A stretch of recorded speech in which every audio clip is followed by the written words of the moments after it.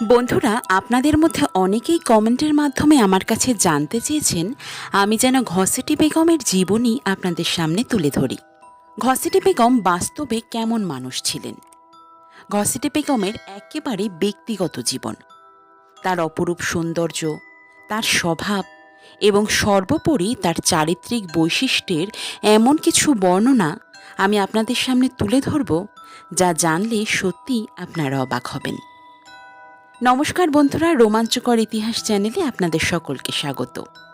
ইতিহাস সম্পর্কে নানা অজানা তথ্য জানতে চাইলে আমাদের চ্যানেলটিকে অবশ্যই সাবস্ক্রাইব করে রাখবেন। লুৎফুন্নেসা বেগম ছিলেন নবাব সিরাজউদ্দৌলার স্ত্রী, যিনি তার প্রথম জীবনে একজন সামান্য জারিয়া অর্থাৎ একজন পরিচারিকা ছিলেন। তাকে রাজকুমারী বলে ডাকা হতো, কিন্তু তার পরবর্তী জীবনে তিনি হন নবাব পত্নী। স্বনামধন্য লেখক প্রবীর কুমার গোস্বামীর লেখনী থেকে আমরা ঘসেটি বেগমের সম্পর্কে জানতে পারি। বন্ধুরা, আপনারা এটা জানেন যে ঘসেটি বেগম ছিলেন নবাব আলীবর্দী খান এবং তার পত্নী সরফুন্নেসা বেগমের জ্যেষ্ঠা কন্যা। তার বিবাহ হয়েছিল হাজী আহমেদের জ্যেষ্ঠ পুত্র নওয়াজিস মোহাম্মদের সাথে, কিন্তু তিনি তার বিবাহিত জীবনে সুখী ছিলেন না। প্রতিনিয়ত ছিল তাদের মধ্যে দাম্পত্য কলহ। এই দম্পতি ছিলেন নিঃসন্তান। সেই কারণে তারা ঘসেটি বেগমের ছোট বোন আমিনা বেগমের কনিষ্ঠ পুত্র ইকরামউদ্দৌলাকে দত্তক পুত্র হিসেবে গ্রহণ করেছিলেন ঠিকই, কিন্তু খুব অল্প বয়সেই গুটি বসন্ত রোগে আক্রান্ত হয়ে ইকরামের মৃত্যু হয়। নওয়াজিস মোহাম্মদ ছিলেন মুঘল আমলের জাহাঙ্গীরনগরের পঞ্চম নায়েব নাজিম, যিনি মোহাম্মদ রাজা নামেও পরিচিত ছিলেন। পরবর্তীকালে তিনি ওড়িশার নায়েব নাজিম সুজাউদ্দিন খানের অধীনে কাজ শুরু করেন। এরপর আলীবর্দী খান নবাব হলে তিনি ঢাকার নায়েব নাজিম হিসেবে নিযুক্ত হন। ঘসেটি বেগম অপরূপ সৌন্দর্যের অধিকারিণী ছিলেন। টানা টানা চোখ, এক অপূর্ব রূপ, যেন কোনো স্বর্গের অপ্সরা। কিন্তু পান থেকে চুন খসলেই সেই অপূর্ব চোখ আগুনের মতো জ্বলে উঠত। তিনি তার স্বামী নওয়াজিস মোহাম্মদকে পছন্দ করতেন না। সেই কারণে তিনি ঢাকার পরিবর্তে মুর্শিদাবাদে থাকতে বেশি পছন্দ করতেন।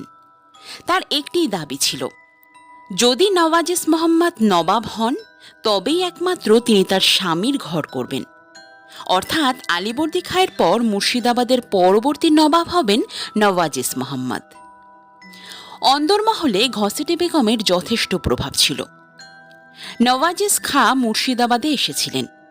সেই খবর সরফুন্নেসা বেগম ঘসেটি বেগমকে দেওয়া মাত্রই মহলে সাজিয়ে রাখা পরপর 50টি আরশি এক নিমেষের মধ্যেই ভেঙে চুরমার করে দিয়েছিলেন তিনি।